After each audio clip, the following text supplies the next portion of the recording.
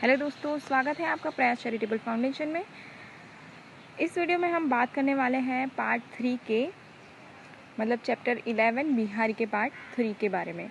Okay, पिछले 2 part में हमने 4 दोहों के बारे में चर्चा करी थी। तो स्टार्ट करते हैं 5वें दोहे को। सघन कुंज छाया सुखद शीतल सुरभि समीर, मनु हवे जात अजो वहे माँ जमुना के तीर। ठीक है, आप जानते हैं कि कृष्ण गोकुल में भी सभी गोपियों को बहुत ही प्रसन्न रखते थे और बाद में जब वे गोकुल छोड़कर मथुरा चले गए थे तब सभी गोपियां उनकी याद में बहुत ही दुखी रहती थी, है ना। परंतु जब भी वे कृष्ण को उनकी पुरानी बातों को याद करती थी तब वो कुछ समय के लिए खुश हो जाती थी। ठीक है, तो प्रसंग क्या है, बोला क्या गया है इस दोहे में कि प्रस्तुत दोहे में कोई गोपी अपनी सखी से कहती है कि उस यमुना तट पर पहुंचकर मेरा मन आज भी वही वैसा ही हो जाता है। वहाँ घने कुंजों की छाया अत्यंत सुखदायी लगने लगती है और तथा सुगंधित वायु बहुत ही शीतलता प्रदान करने लगती है। यानी कि अगर आप किसी को याद कर रहे हो, ओके, तो आप उसको याद करते करते अगर जहाँ आप मिलते हो या जहाँ आप उसके किसी भी ऐसी जगह पे मिलते हो, अगर उस जगह पे जाओ तो आप उस व्यक्ति को वैसे ही याद करने लगोगे, पुरानी बातें याद आ जाती है, राइट। तो वैसा ही है। तो इस दोहे की व्याख्या के लिए सबसे महत्वपूर्ण शब्द है शब्द वहे, यानी कि वही। ठीक है, ये याद रखना, वही के लिए क्या यूज़ किया है, वही। कवि यह न बताकर कि मन ऐसा हो जाता है, पाठक के सामने अर्थ विस्तार की अनंत संभावनाएं छोड़ देता है। वही का प्रसंग है जैसा कि प्रसंग है उस समय जब कृष्ण ब्रज में ही थे। ओके, उन्होंने वही शब्द लेखक ने जो है वही शब्द कहकर क्या बोल दिया है कि जब श्री कृष्ण ब्रज में थे तब जैसा माहौल हुआ करता था अभी भी वैसा माहौल है। कुल मिलाकर अर्थ ये है कि मन जैसा श्री कृष्ण के यहाँ होते उनके साथ रहते हुए होता था, आज भी वैसा ही फील होता है उन गोपियों को। तो हम देखते हैं कि वैसा अर्थात श्री कृष्ण के साथ रहते जैसा में जो अर्थ संभावनाएं मौजूद है किसी एक या दो या कुछ बातों के बताने पर सीमित नहीं हो जाती। आप अनुमान लगाएं कि कैसा लगता होगा गोपियों को। वह कृष्ण के साथ है और उनसे बात कर रही है और उनके साथ खेल रही है और कृष्ण बांसुरी बजा रहे हैं। गोपियाँ जो है वो उमंग और उल्लास से भरी है। गोपियों के साथ श्री कृष्ण रास और नृत्य कर रहे हैं वगैरह वगैरह। ठीक है, एक आपके सामने माहौल, एक चित्र तैयार कर दिया गया है कि ऐसा ऐसा हुआ होगा जब कृष्ण ब्रज में थे और गोपियाँ उनके साथ ऐसे खेल रही थी। ठीक है, तो यानी कि गोपियों का क्या कहना है कि वे तमाम सुखद क्षण उसे अपने में फिर से डुबो देते हैं जो उसने कभी श्री कृष्ण के साथ बिताए थे। तो गोपियाँ क्या कहती हैं कि जिस वक्त श्री कृष्ण ब्रज में थे तब जो माहौल हो रहा था, जो फील हो रहा था, उनको सेम फील आज भी होता है जब श्री कृष्ण ब्रज में नहीं है। तो श्री कृष्ण के विरह में गोपी को कलेजे में टीस का अनुभव होता है। हवा भी अच्छी नहीं लगती, परंतु जब वो कुंजों की छाया में श्री कृष्ण के साथ बिताए अपने पुराने दिन याद करती है तब सभी कुछ भूलकर वो कृष्ण में पुनः डूब जाती है। उसे यमुना के तट पर पहुंचकर कृष्ण की केवल याद भर नहीं आती, जो कलेजे में टीस पहुंच जाए और छाया भी जलने वाली नहीं लगती है। सुगंधित हवा भी तन मन को विरह ताप से झुलसाने वाली नहीं लगती, बल्कि यमुना तट की ये स्मृतियाँ जो हैं, ये जो यादें हैं, इतनी सघन, सुखद और मधुर है कि उसे आज से मुक्त करती है। इसके दिल और दिमाग को उसी कालखंड में ले जाती है जब वह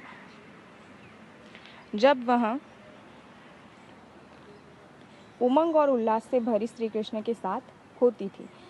इसी तरह वह आज भी विरहग्रस्त न होकर कृष्ण के सानिध्य को प्राप्त करने वाली हो जाती है और इसी कारण विरह में जो सघन कुंज छाया पीड़ा देती थी वह उसे सुखद लगने लगती है और जो सुगंधित वायु है जो शरीर को झुलसाने से लगती थी वो भी उसे शीतल लगती है, यानी कि ठंडी लगती है। ओके, टिप्पणी देखते हैं कि मन है आज अजो वहे में वह जो है वो वक्रोति सौंदर्य का सराहनीय है। बात को सीधे सीधे न कहकर उसमें असीम संभावनाएं पिरो दी जाए। ठीक है, बात को क्या है सीधे सीधे न कहकर किसी उदाहरण के द्वारा आपको समझानी जाए तो वो क्या है, वक्रोक्ति है। ओके, बिहारी के एक और दोहे की यह पंक्ति देखते हैं जिसमें और कुछ के द्वारा यही काम किया गया है कि वह चितवन और कछु जिस बस होत सुजान। ठीक है, सेकंड है कि शीतल शूरबी समीर में आपको सब बताने की आवश्यकता नहीं है कि कौन सा अलंकार है, आप खुद ही देख सकते हैं। स और स यानी कि ये क्या है, अनुप्रास अलंकार हो गया। ठीक है, कवि ने जमुना के तीर न कहकर वा जमुना के तीर कहा है, यानी कि वाह, यानी कि जमुना किनारे वह स्थान जहाँ की कोपिया और कृष्ण मिलते थे वो स्थान। ठीक है, तो इसी संकेत के कारण सुनने पढ़ने वाले वह की अर्थ संभावनाएं समझ पाते हैं। ठीक है, एक बार आपको अगर शब्द अच्छी तरह से समझ में आ जाने लगता है फिर आपको कोई प्रॉब्लम नहीं होती दोहा पढ़ने में, राइट। फिर बात करते हैं दोहे 6 के बारे में।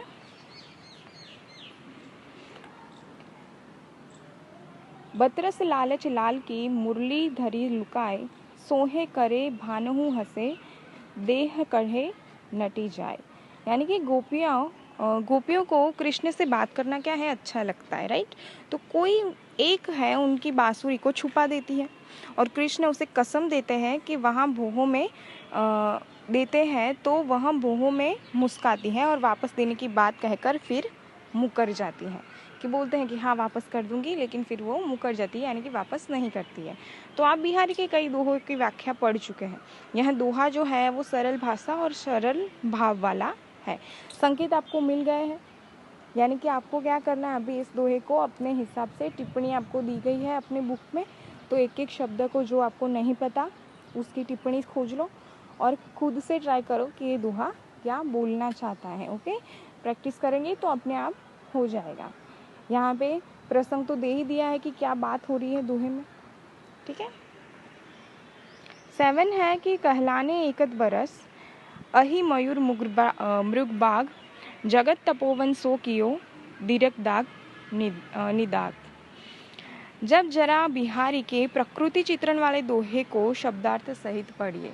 तो यहाँ भी क्या करना है कि जो टिप्पणी दी गई है आपको जो शब्द समझ में नहीं आता उसका अर्थ देख लेना है सबसे पहले। अभी कहलाने शब्द का अर्थ कहलाने भर के लिए नहीं है, यहाँ पे लिखा है ना कहलाने, तो सिर्फ कहना किसी को, सिर्फ इस अर्थ में यहाँ पे कहलाना नहीं लिखा है। यहाँ कहलाने का अर्थ है व्याकुल होकर कहना। ठीक है, व्याकुल होकर कहना, इस अर्थ में कहलाना लिखा है। तो कहलाना क्रिया शब्द का ब्रज भाषा में इसी अर्थ में प्रयोग होता है। तपोवन की विशेषता क्या होती है कि ऋषि मुनियों के संदर्भ में इस शब्द को लिया जाता है तपोवन। ओके, फिर वही होता था तपोवन जहाँ ये लोग तपस्या करते थे, जहाँ ऋषि मुनियाँ जो है वो ऋषि मुनि तपस्या करते थे, उसको तपोवन बोलता था। ठीक है, तो कहलाने का अर्थ आपको समझ में कहलाने का अर्थ आपको समझ में आ गया और तपोवन का अर्थ समझ में आ गया। ठीक है, जहाँ किसी भी किस्म की हिंसा वर्जित नहीं होती, आप कुछ भी हिंसा वहाँ पे नहीं कर सकते थे। तो फिर दाग मतलब ताप और निदाग का गर्मी। ठीक है, फिर दीर्घ यानी कि दीर्घ, और दीर्घ का अर्थ क्या होता है कि लंबा हुआ या विस्तृत या गहरा अथवा भारी, उसको क्या बोलते हैं, दीर्घ बोलते हैं। तो अब ये आपको सारे शब्दार्थ समझ में आ गए, तो इस दोहे को भी अपने आप से आपको सॉल्व करना है। ठीक है, इसमें प्रसंग भी आपको दे दिया गया कि क्या बोलना चाहता है ये दोहा, तो आप इसको खुद से भी कर सकते हो। अब देखते हैं कि भाव और शिल्प सौंदर्य। ठीक है, आपने बिहारी के कुछ दोहों का अध्ययन किया, आपने अनुभव किया होगा कि कविवर बिहारी ने भक्तिकालीन कविता से थोड़ा अलग हटकर नितांत अनौपचारिक ढंग से लगभग मित्रता के भाव से कृष्ण का स्मरण किया है। हमने पूरे चैप्टर में दोहों के बारे में पढ़ा, तो मोस्ट ऑफ श्री कृष्ण के बारे में दोहे थे, राइट। तो इनके अतिरिक्त उनकी कविता में कृष्ण श्रृंगार रस के नायक के रूप में भी उपस्थित है। रीति काव्य में प्रायः कृष्ण इसी रूप में मिलते हैं। रीति सिद्ध बिहारी रीतिकाल के प्रतिनिधि कवि माने जाते हैं। रीतिकाल की प्रमुख प्रवृत्ति क्या है, श्रृंगार वर्णन है। रीतिकाल की प्रमुख प्रवृत्ति क्या है, श्रृंगार वर्णन। इसके विविध रूपों की अत्यंत सुंदर अभिव्यक्ति इनके काव्य में हुई है। श्रृंगार के संयोग और वियोग दोनों ही पक्षों की प्रस्तुतियाँ मन को छू लेने वाली होती हैं। उनकी काव्य की यही प्रमुख विशेषता है। इसके लिए बिहारी ने नायक और नायिका की विभिन्न दैनिक गतिविधियों को आधार बनाया है कि रोज नायक और नायिका की क्या गतिविधियाँ यानी कि क्या काम होता होगा। प्रायः घर भर की उपस्थिति में अपने अनुराग को व्यक्त करने अथवा उसकी अनुभूति के चित्र की उनकी कविता में मिलते हैं। आप संभवतः उसके इस प्रसिद्ध दोहे से परिचित होंगे, जिसमें समस्त गुरुजन की उपस्थिति में नायक और नायिका नेत्रों से ही सारा वार्तालाप कर लेते हैं। यानी कि जो बड़े उपस्थित है तब नायक और नायिका जो है वो कैसे वार्तालाप करते हैं, आँखों से, वैसा इस दोहे में जताया गया है। ठीक है। आपने देखा कि किस दक्षता के साथ बिहारी ने एक ही पंक्ति में 7 क्रियाओं का वर्णन किया है। यहाँ पे 7 क्रियाओं का उन्होंने वर्णन कर दिया है एक ही पंक्ति में। उनका ये जो दोहा है वो शिल्प की दृष्टि से महत्वपूर्ण है। भाषा के प्रयोग का भी अद्भुत उदाहरण है। ऐसे ही प्रयोग के कारण कहा जाता है कि बिहारी ने नागर में सागर भर दिया है। ठीक है, बात बहुत छोटी करते हैं, मतलब लिखना, उनका लिखाई बड़ी छोटी होती है, लेकिन बात क्या होती है, बहुत गहरी होती है। यानी कि गागर में सागर भरने का काम कौन कर रहा है, बिहारी जी कर रहे हैं। भक्ति और श्रृंगार के अतिरिक्त बिहारी ने नीति काव्य भी लिखा है, पर प्रकृति चित्रण के जितने सुंदर दोहे उन्होंने लिखे हैं अन्यत्र दुर्लभ है। उन्होंने कविता भी लिखी है, नीति काव्य भी लिखा है, लेकिन उनके प्रकृति चित्रण के जो दोहे हैं वो ज़्यादा दूसरों पर प्रभाव डालते हैं। यद्यपि रीति काव्य में प्रकृति के बहुत ही सुंदर चित्र मिलते हैं, पर वे प्रायः कवित्र, सवैया जैसे छंदों में है, जहाँ वर्णन के लिए दोहों की तुलना में अधिक शब्द और पंक्तियाँ होती हैं। ठीक है, ये याद रखना। प्रकृति के कोमल रुचिकर रूपों के साथ साथ उन्होंने प्रचंड रूप का भी वर्णन किया है, और ऐसा एक दोहा तो आपने यहाँ पढ़ा है, एक दोहा यहाँ पर भी दिया गया है। ठीक है, इसको पढ़ना। क्या बोला है कि जेठ की धूप की तीव्रता से घबराकर छाया तक घने जंगल में जाकर छिप गई है, और अब वह पेड़ के नीचे नहीं रहती है। ठीक है, धूप से डरकर छाया भी छुप गई है, ऐसा बोल रहे हैं। कवि बिहारी जीवन के विविध अनुभवों से तो संपन्न थे ही, वे आयुर्वेद, ज्योतिष, राजनीति और अनेक शास्त्रों में भी ज्ञाता थे। बिहारी जी सिर्फ दोहे और मतलब कवि नहीं थे, वो एक आयुर्वेद, ज्योतिष और राजनीति, अनेक शास्त्रों में भी ज्ञाता थे। उनको इन सब बारे में जानकारी थी। उनके अनेक दोहों में इनके इस ज्ञान की छाप मिलती है। ज्योतिष आधारित दोहे इनके अत्यंत सराहनीय है। फिर देखते हैं उनकी भाषा। बिहारी ने अपनी समस्त रचनाएं दोहा छंद में की है, और उनकी भाषा क्या होती है, मुख्य ब्रज होती है। ये याद रखना। ठीक है, बिहारी के दोहे की भाषा क्या है, ब्रज। प्रायः समस्त रीति काव्य ब्रज भाषा में ही रचा गया है। अपने माधुर्य के कारण ब्रज भाषा श्रृंगार और प्रकृति चित्रण के लिए उपयुक्त है। बिहारी के भाषा प्रयोग में बहुत व्यापकता है। संस्कृत निष्ठ तत्सम शब्दों से लेकर आम बोलचाल के शब्द तक का प्रयोग उन्होंने किया है। लोक में प्रचलित मुहावरों का अत्यंत सटीक प्रयोग उनकी काव्य भाषा की विशेषता है। लेकिन सबसे अधिक सराहनीय है उनकी भाषा का लाक्षणिकता, यानी कि सामान्य से लगने वाले वर्णन में निहित अर्थ चारुत्व वाले अनेक शब्दों की संभावना। इसी कारण विद्वानों ने एक एक दोहे के अनेक अर्थ अथवा अनेक अर्थ छवियां प्रस्तुत करी है। यहाँ पे वैसा ही एक उदाहरण दिया गया है, जहाँ इसकी दूसरी पंक्ति में अनेक अर्थ हो सकते हैं, जैसे कि जिस तन यानी कि राधा के झलक मात्र से कृष्ण प्रसन्न हो जाते हैं। राधा के सोने जैसे रंग की परछाई से नील वर्ण श्री कृष्ण हरे दिखाई पड़ते हैं। ठीक है, ये दूसरी लाइन है, ये उसका भावार्थ था। यह तो आप इस पाठ में पढ़ चुके हैं कि दोहों से जान चुके होंगे कि कवि बिहारी ने अनुप्रास, यमक, श्लेष, उत्प्रेक्षा, रूपक, वक्रोक्ति और पुनरुक्ति आदि अलंकारों का सुंदर प्रयोग किया है। हमने देखा ना दोहों में उन्हें कितने सारे अलंकारों का यूज़ किया है।